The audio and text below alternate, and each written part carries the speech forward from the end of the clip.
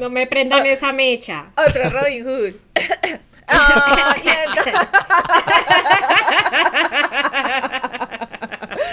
Gracias, Andresito, por ese cucharado. No. Que nos encanta cuando lo mete, ¿cierto? Pues, muchachos, por favor. Entonces, Cese Tranquilidad al real. fuego. siempre ha sido una Sí. lucha, marica, una lucha y como que cada vez es Sí. más oscuro. Caso contrario, va a tener 7 años de mala suerte en el sexo. Entonces, ¡Ay, no! A mirar a los ojos, muchachos. Entonces- Pero es que increíble que estos hombres tan fuertes que no temían hablar y que sabían la condición en la que estaba el país, la política y lo torcido que estaba todo, seguían teniendo fe en que su país o el gobierno los iba a proteger. Y eso me parece tan triste. Y tan Cierto. tenaz. ¿Quieres No. abrir algo más? no. ¿Qué? Voy a abrir una caja de Pandora. Vamos a tomar una cerveza más bien. Mirándonos Ahora a la los caja de ojos. Pandora, pues, sí. Salud. Hagámonos los sorprendidos. Ajá.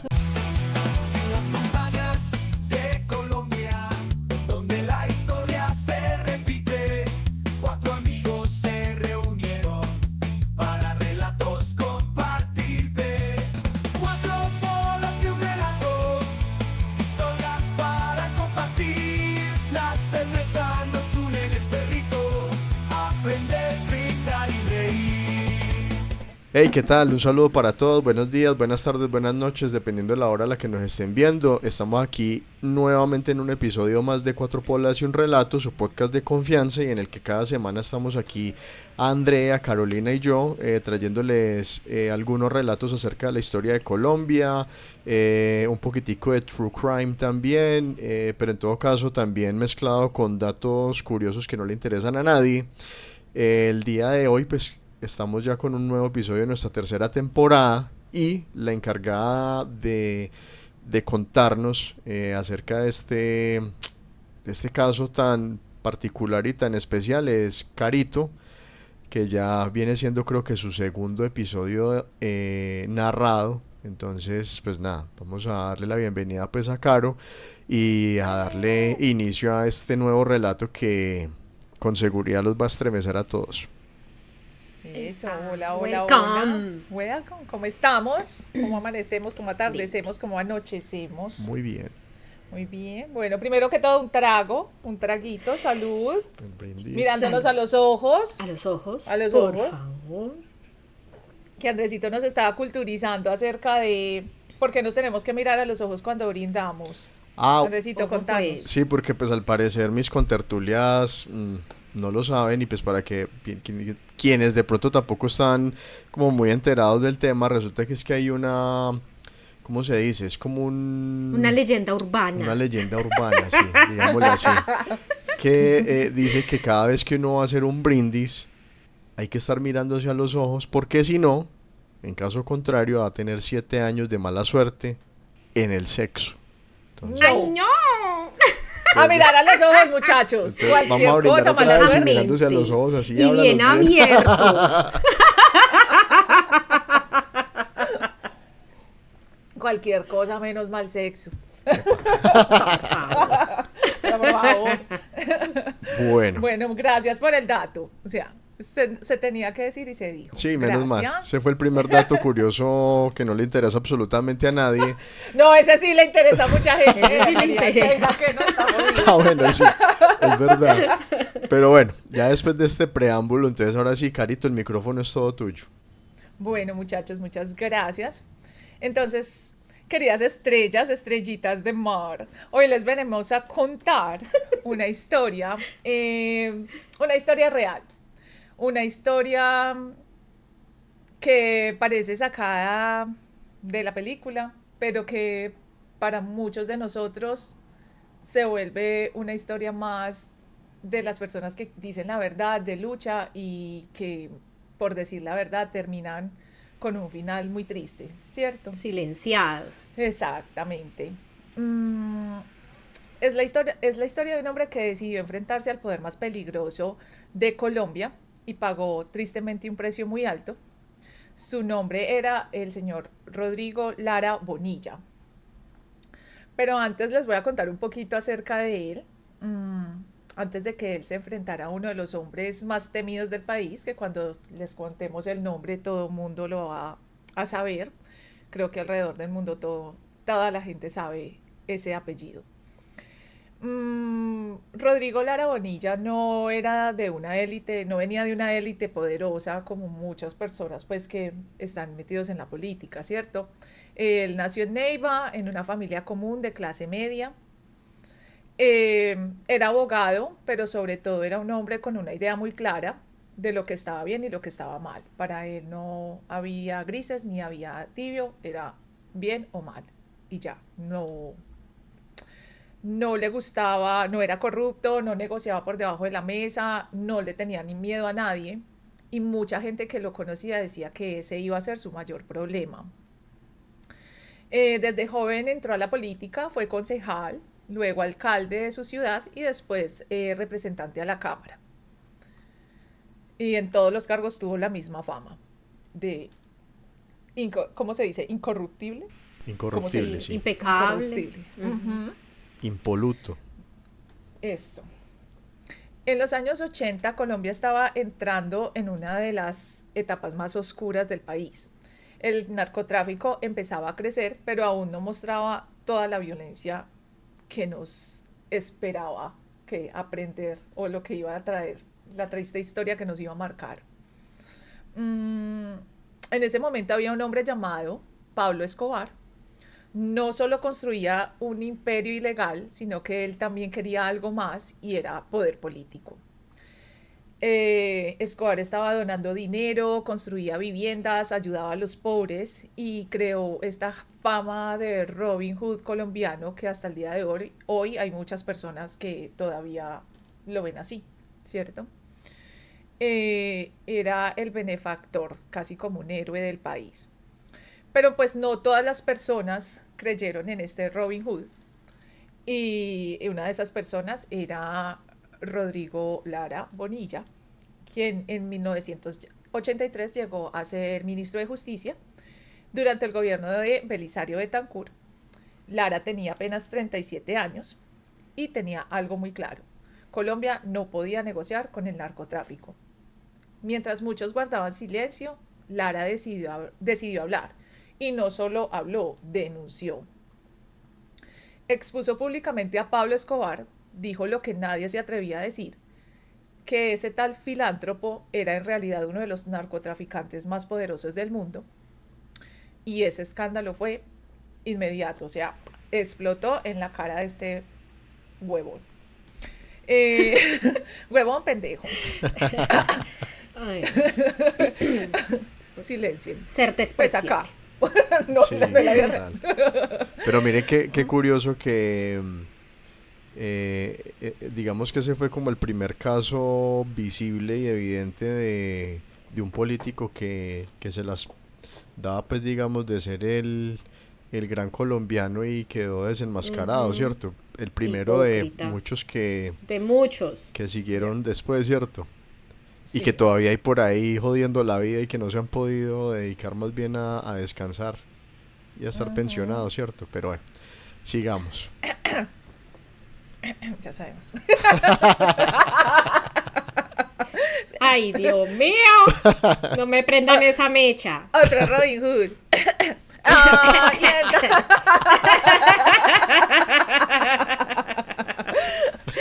y Ay, Dios mío. No me toré la lengua. Entonces, sigamos. Bueno, quedamos en que, bueno, esto explotó, pues, y Escobar, que ya estaba metido en la política, ahorita Andresito creo que nos va a contar un poquito acerca de esto, fue humillado públicamente, su imagen comenzó a derrumbarse y obviamente para este man con el ego arriba y con el superpoder que tenía, pues esto no solo fue un problema, sino que lo tomó pues como una amenaza. Lo tomó como amenaza y fuera de eso, Lara estaba impulsando una medida contra el narcotráfico, algo que ellos le tenían mucho miedo y creo que me imagino que hasta el día de hoy le siguen teniendo miedo, no sé cómo seguirá esa parte ahí, pero era la extradición a los Estados Unidos. Entonces, para los narcos esto era amenaza de muerte. Y eso Sí, era lo que Lara estaba impulsando. epa. Y ahí como estaba mencionando Carito, recordar que en un episodio anterior estuvimos hablando de otro gran personaje, Luis Carlos Galán Sarmiento, que él junto a Lara Bonilla fueron los encargados digamos, exponer ante el ojo público la realidad de Pablo Escobar. Entonces, respecto a eso sí les quiero hacer como una breve mención acá, que resulta que las elecciones presidenciales y legislativas del año 82 fueron el escenario donde se produjo el primer gran enfrentamiento entre la política decente y el narcotráfico. Pablo Escobar Gaviria, un personaje que en ese momento intentaba proyectar una imagen de empresario filántropo en Medellín, a través de las acciones que estaba mencionando Carito, buscaba desesperadamente una plataforma política para obtener una inmunidad parlamentaria y combatir el tratado de extradición con Estados Unidos. Escobar intentó infiltrarse en el nuevo liberalismo, de los cuales era partidario obviamente Lara y Galán, y estos últimos, conocedores de los rumores sobre las actividades de Escobar, eh, las actividades ilícitas en el exterior y de su vinculación con el grupo Muerte a Secuestradores Más, lo expulsaron de sus filas en ese año, en el 82. Recuerden que hicimos mención de este Muerte a Secuestradores en un episodio anterior, si no estoy mal, creo que cuando estuvimos hablando acerca de la persecución de la Unión Patriótica. Entonces, para que le den una revisadita, además porque a día de hoy hay mucha gente que justifica la existencia del MAS porque supuestamente ellos estaban actuando en contra de la guerrilla y de secuestradores, pues en términos generales, pero pues la realidad es que se esto se creó con un fin muy puntual, que no era única, exclusivamente centrarse en temas de secuestradores, sino atentar contra la vida de aquellas personas que aparentemente y bajo la narrativa de los gobiernos de turno tenían algún tipo de vínculo con algún grupo por el estilo, sin que hubieran pruebas de por medio. Pero bueno, con respecto al MAS ya es posible que vayamos a dedicar un episodio completo al respecto para que ustedes puedan, digamos, como tener la magnitud de lo que ellos hicieron, ¿cierto? Y Súper importante, sí, sí. Porque hicieron bastante. sí, total. Entonces, pues digamos que agregando pues digamos a lo que ya nos estaba mencionando Carito, efectivamente como Escobar estaba herido en su orgullo y viendo amenazado su plan de legitimación, Escobar se refugió bajo el ala de nada más y nada menos que Alberto Santofimio Botero, personaje que mencionamos y que fue condenado por el magnicidio de Luis Carlos Galán. Este señor Santofimio Botero fue un líder liberal del Tolima que no tenía los mismos escrúpulos éticos de, De de Lara Lara y Bonilla De Galán. Lara Bonilla y Galán. de Galán. Ajá. Entonces, a través de la lista de Jairo Ortega, Escobar logró llegar a la Cámara de Representantes como suplente. Fue en este periodo donde Lara Bonilla, ya en el Senado, comenzó a denunciar de forma sistemática la penetración del dinero caliente en la política y en el fútbol colombiano. Ese es otro tema Otro bastante tema. álgido para tratar, y es cómo las mafias del momento lograron penetrar en diferentes equipos de fútbol muy reconocidos a nivel nacional e internacional. Parce, eso es una historia buena, Sí, incluida al lado del asesinato de este futbolista también, ¿no? de Andrés Escobar. Ajá. Andrés Escobar. Sí. Pero bueno, eso es pues como historia de otro... Es que hay mucha tela, hay Sí, mucha sí, hay tela mucha aquí. tela donde cortar. En todo caso, la valentía de Lara Bonilla lo puso en el centro de una diana, pero también le valió el respeto de un país que esperaba, que empezaba a sospechar de la magnitud de la amenaza mafiosa. Ahora sí, continúa, porfa, Carito, qué pena. Gracias, Andresito, por ese cucharado, no, que nos encanta cuando lo mete, ¿cierto? Pues, muchachos, por favor. Entonces, casado. Yo estoy en Estados Unidos, también casada. Ok. Ay, no, Ay, Carito. sigamos. Bueno, entonces, Rodrigo Lara él sabía en lo que se estaba metiendo y a él no le importó. Seguía impulsando estas medidas, seguía hablando. Él sabía que estaba en peligro, ya había recibido amenazas, sabía que lo Mm. estaban vigilando, sabía que lo podían matar y él aún así no se detuvo, no tuvo No miedo, se detuvo, no se cayó. Ujú. no lo hizo. El 30 de abril de 1984, en Bogotá, tristemente, sicarios en moto interceptaron el carro de Lara, dispararon y en cuestión de segundos, Colombia perdió a uno de los primeros grandes hombres que se atrevió a enfrentar el narcotráfico sin miedo. Sí, qué teso. Muy duro Ese eso. día, sí, ese día no solo murió un ministro, también murió un padre, un esposo y un hombre que decidió no callar incluso cuando sabía el precio. Su asesinato no fue el final, fue el comienzo de una guerra.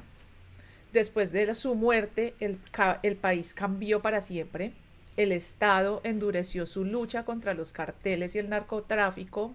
Perdón, el Estado endureció pues como la lucha contra los carteles y el narcotráfico respondió como con toda su violencia. Empezaron las bombas, los carros bombas, secuestros, asesinatos y entró una de las épocas más Más oscuras de duros. Colombia, ¿cierto? Si es que alguna vez hemos tenido una temporada no tan oscura, ¿cierto? Porque No tan, La verdad que sí. ya, o sea, no tan incendiaria. Será- sí, sí. o sea, si algo hemos podido aprender en este podcast a lo largo de 3 temporadas es que desde su propia concepción en términos de la independencia nunca hemos tenido ningún momento de Cese tranquilidad al real. fuego. Siempre ha sido una Sí. lucha, marica, una lucha y como que cada vez es más Sí. oscuro. No, Bajan las armas, vuelven y las cogen, las bajan, vuelven y las cogen y así se las han pasado toda la vida. Sí, total. Sí. exactamente. Lo más teso ahí es que, claro, él había sido ya amenazado. No sé si Carito en el relato lo tenga, si no, pues ahorita, pues me perdonas ahí también meter la cucharada. Me encanta que metan Pero la cuchara. él había recibido como una extorsión por Oh, allá wow. también a finales de los años 70, le habían ofrecido que 10 millones de pesos de la época, obviamente, para que se quedara callado, para que no denunciara. Y pues él realmente dijo, no, no, no, no me voy a quedar callado. Y él le decía a sus familiares, a sus mejores amigos, a su círculo más cercano, les decía que él sabía que a partir de ese momento esa ya sería su sentencia de muerte. Wow. Imagínense qué crudo. Sí. Y él decía lo dice un hijo de él, uno de sus hijos en una entrevista, sí, como en un documental, que él en sus apuntes tenía, no sé, pues me imagino que en esa época era muy lo que ahora le llaman journaling, llevar agenda, Sí. escribir, apuntes, ¿cierto? Todo muy manual, entonces que en sus apuntes, en sus mensajes, en sus cartas, decía, es que el gobierno no me ha protegido, no me han blindado el carro y que Estados Unidos le ofreció un auto blindado y él dijo, no, yo no puedo recibir protección de un organismo exterior, yo tengo que recibir protección de mi país, de mi gobierno y que el gobierno nunca lo respaldó, nunca lo protegió como debió protegerlo a una Lo figura mismo que se repite la pública historia. Exacto, lo que hablábamos con Galán y que... Pero es que increíble que estos hombres tan fuertes que no temían hablar y que sabían la condición en la que estaba el país, la política y lo torcido que estaba todo, seguían teniendo fe en que su país o el gobierno los iba a proteger. Y eso me parece tan triste, y tan ¿cierto? tenaz. Sí, sino que Tan es que, tenaz esa fe a eso. claro, el asunto es que uno no... A ver, uno tiene que también ponerse, digamos, como en el contexto de lo que ellos estaban pasando y es que cuando una persona tiene, digamos, sobre sus hombros la responsabilidad de ser un ser íntegro e impoluto, pues lo último que normalmente se espera de alguien así es que reniegue de las instituciones, ¿cierto? Porque Claro. en Colombia hay una creencia ciega de que las instituciones hay que respetarlas a capa y espada, aun cuando uno sepa que hay fallas estructurales que no se han cambiado, ¿cierto? Entonces eso tal vez tendría que ir como de la mano de su propio discurso y por ser coherentes, Claro. digamos que incurrían como en ese tipo de inocentadas, podría decir uno, ¿cierto? O sea, es muy, sí, muy inocente uno pretender pues que un estado que está permeado por la corrupción lo va a proteger a uno que está en contra de la propia corrupción, ¿cierto? Y él lo decía en una frase pues que repetía mucho y decía, es que yo no tengo miedo a que la democracia colombiana se abra, a que nos enseñemos a que existan fuerzas distintas. O sea, él siempre decía, es que no tengo miedo y voy a seguir hablando y seguiré repitiéndolo, porque finalmente eran muchísimas las personas las que creían en él y creían que sí podía haber un cambio, y todos estos malandros a los que les daba miedo de él, de que él sí fuera tan efectivo, él, Galán y bueno, como toda esa Ese esa círculo es. burbujita, Ese grupo. sí, exacto, ese grupo, hicieran cosas realmente efectivas. Entonces eran ellos los que tenían miedo, eran ellos en su momento, porque todas estas reacciones violentas son producto del miedo, de la incertidumbre precisamente, ¿cierto? Y lo Total. mismo hoy día la gente reacciona con violencia por el miedo que les da de la cárcel, de la extradición, de que los De que exponga los pública expongan, y exacto. políticamente. Ujú. Entonces eran ellos los que tenían miedo, los políticos correctos, por así decirles, Estaban haciendo no, bien las ellos cosas. estaban haciendo bien desde su perspectiva, desde su conocimiento, desde su investigación, porque ellos no hablaban por hablar, ellos hablaban con documentos, Ajá. con datos, con verdades. Sí, Exactamente. total. Pero entonces, obviamente, digamos que aquí recapitulando un poco todo lo que nos contó Carito, hay que recordar que Lara Bonilla nació el 11 de agosto del 46, o sea que eso fue un año después de que se acabó la Segunda Guerra Mundial, para ponernos en contexto de lo que estaba pasando a nivel mundial. Claro. Y tal como lo había mencionado Carito, pues él nació en el seno de una familia que era de clase media, o sea que no había absolutamente ningún, ¿cómo se dice? Él no era heredero, que esa es la palabra pues ahorita de moda, los herederos del poder, no era heredero absolutamente nada de eso. Sí vale la pena, digamos, mencionar, por ejemplo, que, a ver, como unos hitos históricos dentro de la vida de él. Entonces él nace en el 46, entre el 60 y el 67 él inició su militancia universitaria en un movimiento que se llamó el Movimiento Revolucionario Liberal. Ese MRL representaba una disidencia que buscaba reformas sociales profundas en un país que se encontraba bajo un corsé del Frente Nacional. Acuérdense que el Frente Nacional era ese acuerdo que había entre liberales y conservadores para alternarse el poder Para eh, alternárselo. cada 4 años. Sí, eso. Bueno, entonces en este espacio Lara Bonilla empezó a forjar su carácter de líder carismático entre los sectores populares, a la vez que era visto con cautela por las élites tradicionales. Ese movimiento revolucionario liberal se disolvió en el 67, eh, y hay que recordar que él de todas maneras a partir de 1960 aproximadamente fue que inició sus estudios en Derecho en la Universidad Externado de Colombia. Esa universidad pues está en Bogotá, es una de las más prestigiosas que tenemos en el país, eh, y resulta que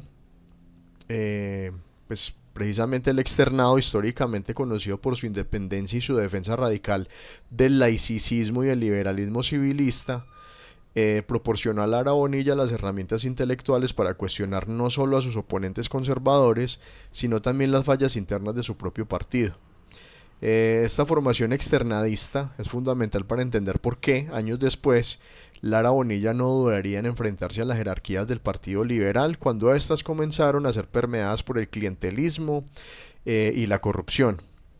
y su paso por la universidad coincidió con una época de gran efervescencia política, donde realmente ahí fue donde se vinculó al movimiento pues que les había mencionado, que fue fundado por Alfonso López Michelsen. Em, ya en el 67 se disuelve pues este movimiento y él hace pues la transición partidista y entonces ingresó al oficialismo liberal. En el 69 fue que inició ya la gestión pública con la alcaldía pues de Neiva y posteriormente pues ya todos los cargos que ocupó, que ya nos mencionó Carito pues a lo largo del relato, ¿cierto? Pues hay una parte que vale la pena destacar, que es cuando fue ministro. En 1983 el presidente Belisario Betancur, reconociendo la necesidad de un hombre de principios inquebrantables para enfrentar la creciente crisis judicial, nombró a Rodrigo Lara Bonilla como ministro de Justicia. Su gestión pues la asumió bajo una premisa muy clara: el Estado no podía ser neutral frente al crimen. Lo que decía Carito al principio, lo que está bien y lo que no está bien no está bien. No hay tintas medias pues con respecto a eso. Y obviamente su gestión se centró en tres pilares fundamentales. El primero fue la desarticulación de la infraestructura productiva del narcotráfico. La segunda, la depuración de la justicia y la defensa férrea de la extradición como herramienta jurídica frente a la impotencia de los tribunales nacionales. Esos eran como los pilares que manejaba. Era la desarticulación de la infraestructura política del narcotráfico, la depuración de la justicia y la tercera es la defensa férrea de la extradición. Parce, es que se fue con toda, Sí. o sea, él como que o sea, si voy con todo y si voy a arriesgar mi vida, me voy, espero con toda. Sí, Todo total. sin miedo. Resulta que desde su despacho, Lara Bonilla impulsó la coordinación entre el Ministerio y la Unidad de Narcóticos de la Policía Nacional, liderada por el entonces coronel Jaime Ramírez Gómez. Esta alianza fue fundamental para realizar los golpes más significativos contra las mafias de la época. Lara entendía que la lucha no era solo policial, sino económica. Por ello, puso sus ojos en las aeronaves, las propiedades y las cuentas bancarias de los capos del cartel de Medellín. Hay que recordar, por ahí no hace mucho vi un video donde estaban mencionando que cierto personaje muy conocido en la política colombiana durante la época del cartel de Medellín fue el jefe de la aeronáutica civil, y a través de él fue que se lograron gestionar diferentes permisos para que muchas avionetas pudieran llevar ciertos Pues, productos para claro. empresarios. Si entienden pues el sarcasmo, ahí les dejo pues ese dato. Hagámonos los sorprendidos. Ajá. Bueno, resulta que antes del magnicidio del 30 de abril hubo algo adicional, digamos, al tema de la extorsión de la que nos estaba hablando Andrea, y fue una situación que se presentó en el 83, o sea, un año antes de su fallecimiento. Resulta que el cartel de Medellín respondió con una estrategia de asesinato moral. O sea, primero lo que querían era atacar la integridad del personaje para que perdiera, digamos, credibilidad. Y lo que pasó fue que el 18 de septiembre del 83, en la plenaria de la Cámara de Representantes, Jairo Ortega, que como ya les había mencionado antes, era del Partido Liberal y era aliado pues de Pablo Escobar, lanzó una acusación que pretendía destruir la reputación de Lara Bonilla. Ortega presentó un cheque por $1.000.000 a nombre del ministro, supuestamente girado por Evaristo Porras Ardila, un narcotraficante del Amazonas con antecedentes en Perú. La acusación sugería que Lara había recibido financiación ilícita para su campaña. Se presentó además una grabación magnetofónica de una reunión entre Lara y Porras en el Hotel Hilton. Lara, en un principio sorprendido, enfrentó el debate con una entereza admirable. Explicó que el cheque correspondía a un pago legítimo recibido por una sociedad comercial de su familia, Bahamón Valderrama y Compañía Limitada, por un negocio de resinas poliestéricas, y que la consignación se había hecho sin su conocimiento directo sobre el origen de los fondos. Entonces, ¿qué fue, digamos que cuáles fueron los elementos de esta celada? Primero el cheque, que era por $1.000.000 y fue girado por Evaristo Porras. La realidad o la defensa pues de Lara era que fue un pago por un negocio de resinas y Lara no conocía realmente a Porras. Eh, Respecto a la grabación, pues eso fue dentro de los detalles de la acusación, se dijo que fue en una reunión en el Hotel Hilton en Bogotá y pues la realidad que hizo parte de la defensa de Lara es que se trató de una trampa orquestada por el cartel, donde Lara mantuvo una postura no comprometedora, pues porque igual tampoco tenía nada que... Y no eh, estaba involucrado, exactamente. exacto. Resulta que el denunciante fue Jairo Ortega, que como les dije era un aliado de Pablo Escobar. Y pues lo que pasó en realidad fue que era una venganza política por la expulsión de Escobar del nuevo liberalismo. ¿Cuál fue la consecuencia de esto? Pues que primero fue un intento de desprestigio público, pero finalmente la opinión pública respaldó la honorabilidad del ministro. A pesar de la ferocidad del ataque, la opinión pública pronto comprendió que se trataba de una patraña orquestada por Escobar. El apoyo de Luis Carlos Galán fue vacilante en algunos momentos debido a la presión mediática, lo que generó tensiones temporales entre ambos líderes, pero finalmente el nuevo liberalismo se cerró en torno a Lara, o sea, se cerró, es que cerraron filas para poderlo defender. Este episodio, lejos de amedrentarlo, radicalizó su postura. En el Congreso, con un tablero improvisado, Lara demostró punto por punto que Pablo Escobar era un narcotraficante, logrando que se le suspendiera la visa a Estados Unidos y que fuera expulsado definitivamente de la corporación. Ustedes se imaginan, ojalá pudiéramos tener acceso a ese video, si de pronto existe, para uno poder, digamos, como dimensionar como la gravedad de la situación, ¿cierto? O sea, nosotros ahorita sabemos todo acerca de Escobar, pues por todo lo que pasó, ¿cierto? Pero en ese momento la gente no sabía Era realmente todo, incertidumbre. ¿cierto? Había mucha incertidumbre Claro. y que pasara eso en una plenaria, pucha, eso debió haber sido un baldado de agua fría. Bomba. Ajá. Pero resulta que lo que finalmente fue la gota que rebosó la copa, tuvo que ver con una operación que se llevó a cabo y ese fue el punto de no retorno. No sé si de pronto Carito tenga eso dentro del relato o, Cuéntanos, o lo cuéntanos y cuento por este miramos. lado. Dale, cuéntalo. Pues resulta que se llamó la Operación Tranquilandia. Ese fue el golpe definitivo de la gestión de Lara Bonilla y ocurrió en marzo del 84. Basándose en labores de inteligencia del coronel Jaime Ramírez Gómez, se descubrió y desmanteló el complejo cocalero de Tranquilandia y Villacoca, ubicados en las selvas del Caquetá. La operación fue de una magnitud nunca antes vista hasta entonces, porque se incautaron más de 13 toneladas de cocaína y se destruyeron laboratorios con tecnología avanzada que permitían la producción a escala industrial. Tranquilandia no fue solo una pérdida económica para el cartel de Medellín, fue una humillación política. El operativo demostró que el Estado, bajo un liderazgo firme, podía penetrar a los santuarios de la mafia. A partir de ese momento, los capos liderados por Pablo Escobar decidieron que el ministro de Justicia debía ser eliminado para frenar la inminente reactivación de la extradición. Vean qué curiosidad que en ese momento, estamos hablando del 84, se dieron cuenta que tenían era que atacar, pero de frente el tema de la mafia, ¿cierto? Y ahorita que estamos, según cuentan pues algunos medios independientes, estamos en la actualidad, eh, digamos, en una época en la que los golpes contra el narcotráfico también están siendo muy contundentes.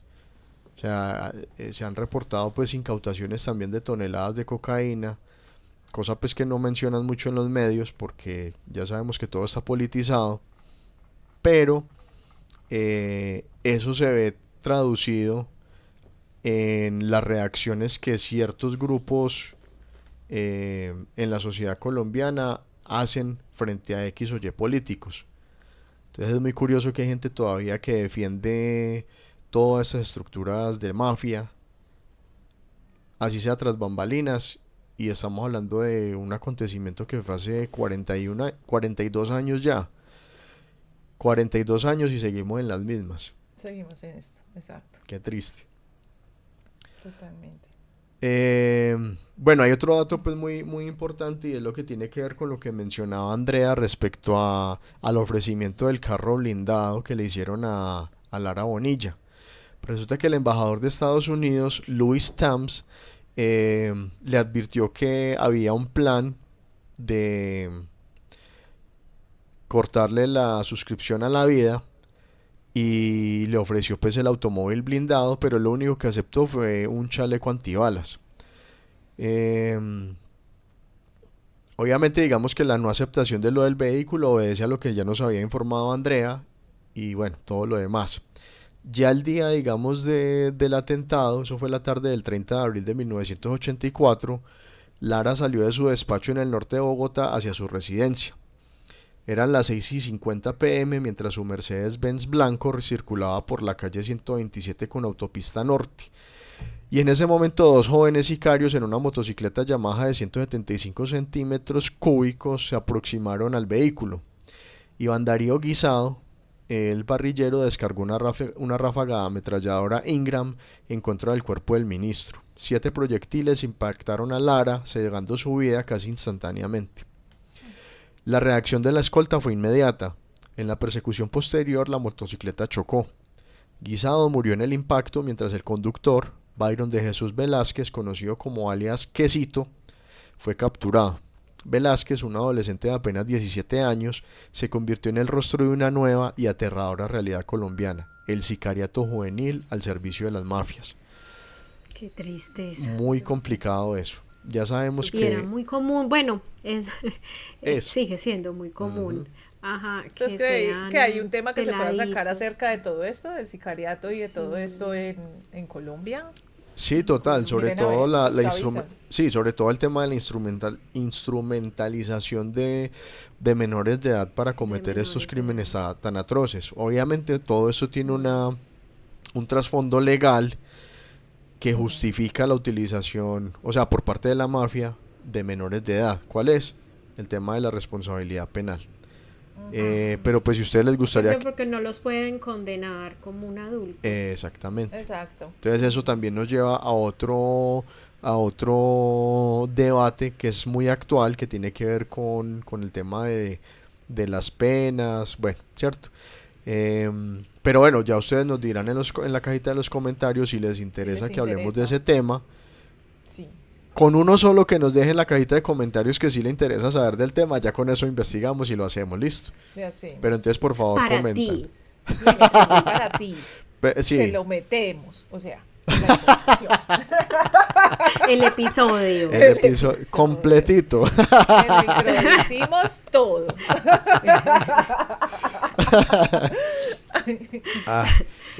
Carito, ¿qué otros datos tienes por ahí? Sí, aquí una cosita así como rapidita de toda la guerra que se desata, como dejarles saber. Cuando matan a Lara, el gobierno de Belisario Betancur reacciona con fuerza, se reactivan políticas duras contra los narcos, se empieza a aplicar con más decisión la extradición a Estados Unidos y esto fue una declaración de guerra. Los narcos responden con terror. El cartel de Medellín, liderado por Pablo Escobar, no se quedó quieto. Empiezan a usar el miedo como estrategia. Carrobombas en ciudades, asesinatos de jueces, policías y políticos, secuestros, amenazas a periodistas. La lógica de ellos era clara. Si el Estado nos enfrenta, nosotros sembramos terror. Y ahí nace la época del dicho plata o plomo, que también lo hemos visto en muchas de las series de narcos, que se hablaba de eso, que no sabía, aprendí que fue una época que la llamaron así, plata o plomo, y se vuelve una frase muy común que marcó a toda una generación, que significa o aceptabas los sobornos o te convertías en objetivo. Después de Lara, muchos jueces fueron asesinados, policías vivían en constante peligro.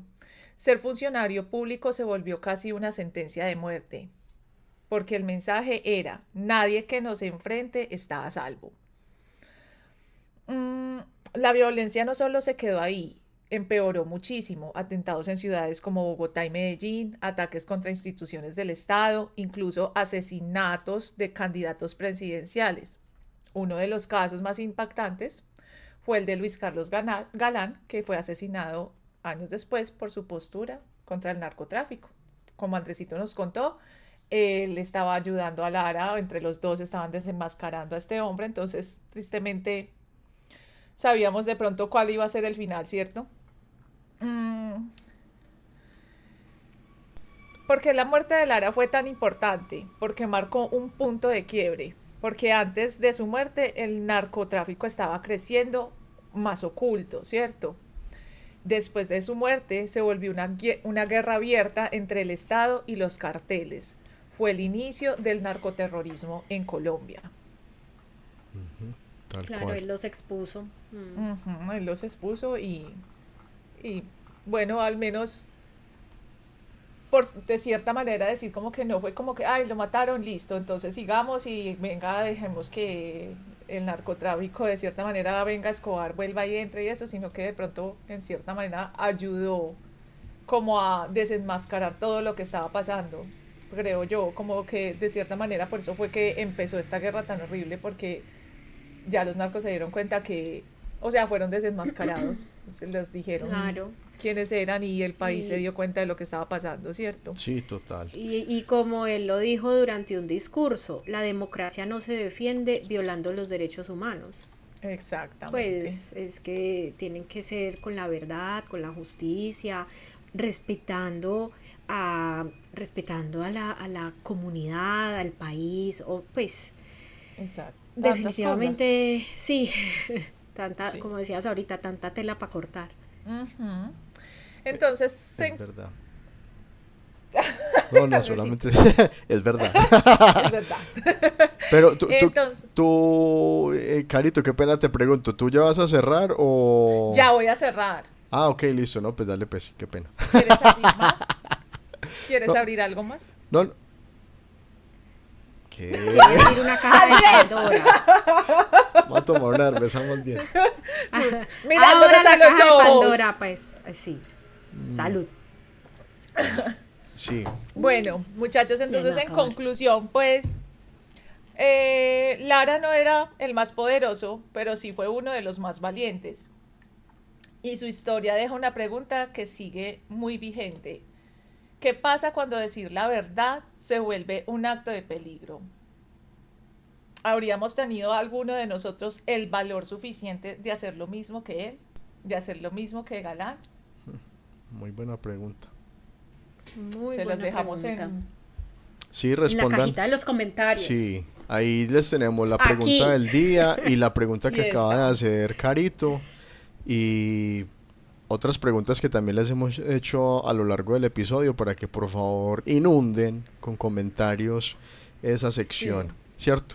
Pero bueno, antes de Totalmente. darle pues ya el cierre definitivo al episodio, yo sí vengo con la aclamada sección de datos curiosos que no le interesan absolutamente a nadie. El día de hoy, ¡Epa!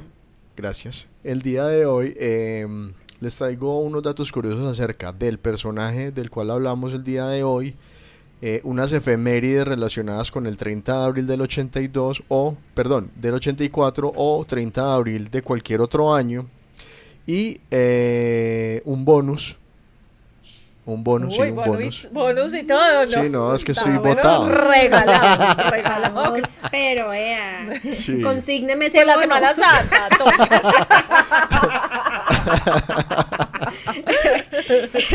A mí que sea en efectivo, por favor. Está bien, está bien. Bueno, entonces vamos a arrancar primero un sorbito acá. Un trago. Bueno, el primer dato curioso que no le interesa a nadie ya lo habíamos mencionado, pero lo voy a condensar y es el ministro blindado a medias. Ante las amenazas de muerte, el embajador de Estados Unidos, Louis Stamps, le ofreció a Lara un automóvil blindado. Sin embargo, Lara solo aceptó un chaleco antibalas, el cual no pudo salvarlo el día del ataque. Su primer cargo fue a los 23 años de edad. Mucho antes de ser el azote de las mafias, Lara Bonilla fue nombrado alcalde de Neiva en 1969 con apenas 23 años, una edad inusualmente temprana para un cargo ejecutivo de esa relevancia. Recuerden que para esa época la elección de los alcaldes no era por votación popular o elección popular, sino que era Lo nombrado por el nombraba presidente. presidente. Ujú. Mm. Bueno, el origen de la trampa del cheque. El famoso cheque de 1.000.000 de pesos que usaron para intentar desprestigiarlo provenía de un negocio de resinas poliestéricas, de una sociedad familiar llamada Bahamón, Valderrama y Compañía Limitada. También hay un colegio espacial en su nombre. El Instituto Educativo Distrital Rodrigo Lara Bonilla en Ciudad Bolívar, Bogotá, no solo lleva su nombre, sino que es famoso por haber recibido premios de la NASA y de la Agencia Espacial Europea. Podríamos averiguar acerca de eso, porque casi nadie sabe del tema, ¿cierto? Bueno, aquí les tengo otro dato que es el hijo alcalde no reconocido. Su hijo Rodrigo Lara Sánchez, quien fue fórmula vicepresidencial en 2022, es médico cirujano y no fue reconocido legalmente por el ministro en vida, aunque años después construyó una relación cercana con sus hermanos y el legado de su padre. Esa es otra historia también que vale la pena contar porque sus hijos, contrario a lo que uno pudiera creer, pues digamos que no han logrado estar como a la altura de la herencia que les dejó, ¿cierto? Pero Bueno, también hay que quitar como ese estigma social de que, ay, es que el papá era una eminencia, entonces los hijos también. No tenemos por qué heredarles esa responsabilidad a los hijos, porque recordemos que somos personitas con capacidades de discernir y todas nuestras personalidades son distintas, entonces valga aquí la aclaración y es que nuestros hijos no tienen por qué heredar todo, absolutamente todo lo que nosotros les queramos heredar, ¿ok? Cierro comillas. Pues, No hay por qué muy lindo, castigarlos. muy lindo el relato, pero sí. pues ojalá hubiese sido un poquito como el papá. Exacto. No, o sea, no nos no estamos incumbe. diciendo que los hijos Se tengan que ser inclinaron igual que más los para padres. el lado del asesino. Sí, Ay, exactamente. no. Esa es la cosa. Exacto, estamos hablando de los hijos de Lara. Bueno, no sé. Igual que lo mismo bueno. que pasó con los hijos de Galán. Entonces, tristemente eso pasó. Pero bueno, podemos dedicar un episodio a los hijos de Lara y a los hijos de Galán. Ahora Ay, les sí. traigo también las efemérides impactantes del 30 de abril. Resulta Fabiola, que en estoy 1984, pues la efeméride fue eso, el magnicidio de Lara Bonilla, que cambió pues digamos como la historia del país. Otra vez otra cosa que parte de la historia del país en un antes y un después. Está como más partida que quién sabe qué es, cierto. Bueno, resulta que en 1945 en Alemania, el pintor austriaco en su búnker de Berlín canceló la suscripción a la vida junto a su esposa Eva Braun mientras las tropas soviéticas avanzaban sobre la ciudad. En el 75, en Vietnam se presentó la caída de Saigón. Tropas del Viet Cong y del ejército de Vietnam del Norte toman la ciudad de Saigón, marcando el final definitivo de la guerra de Vietnam. En 1789, George Washington toma posesión como el primer presidente de los Estados Unidos en el Federal Hall de Nueva York.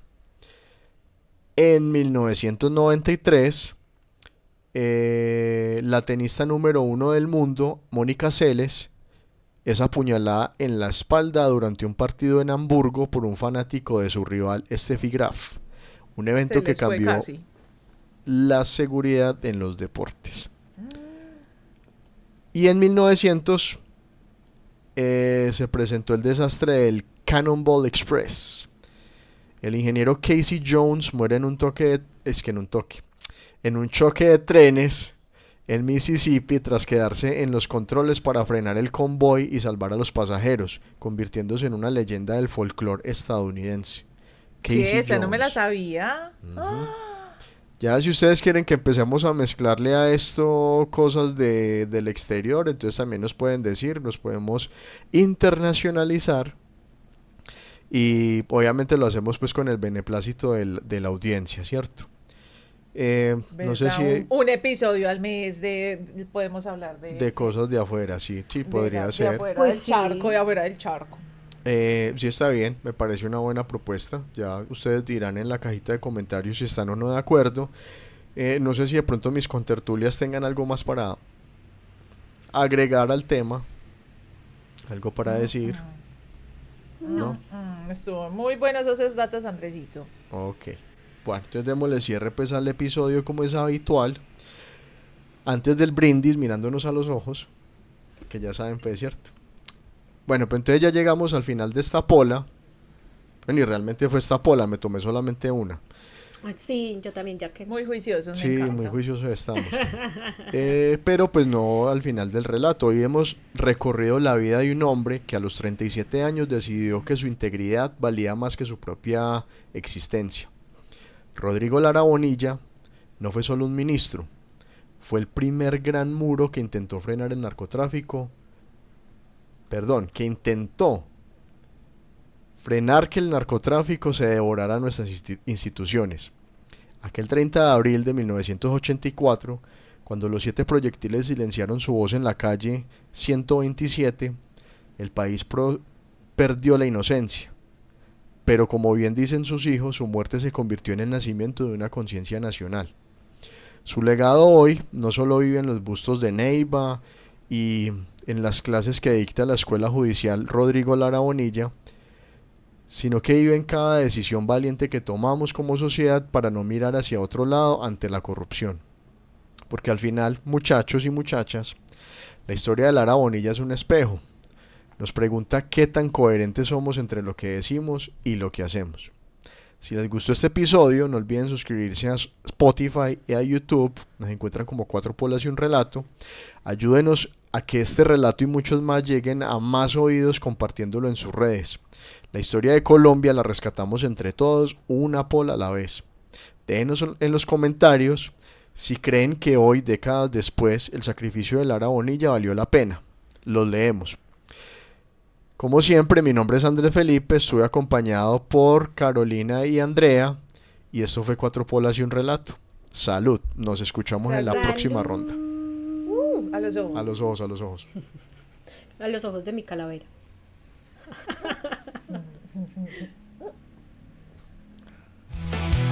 Las montañas de Colombia, donde la historia se repite, 4 amigos se reunieron para relatos compartirte. El viento trae sus instrumentos, los flautines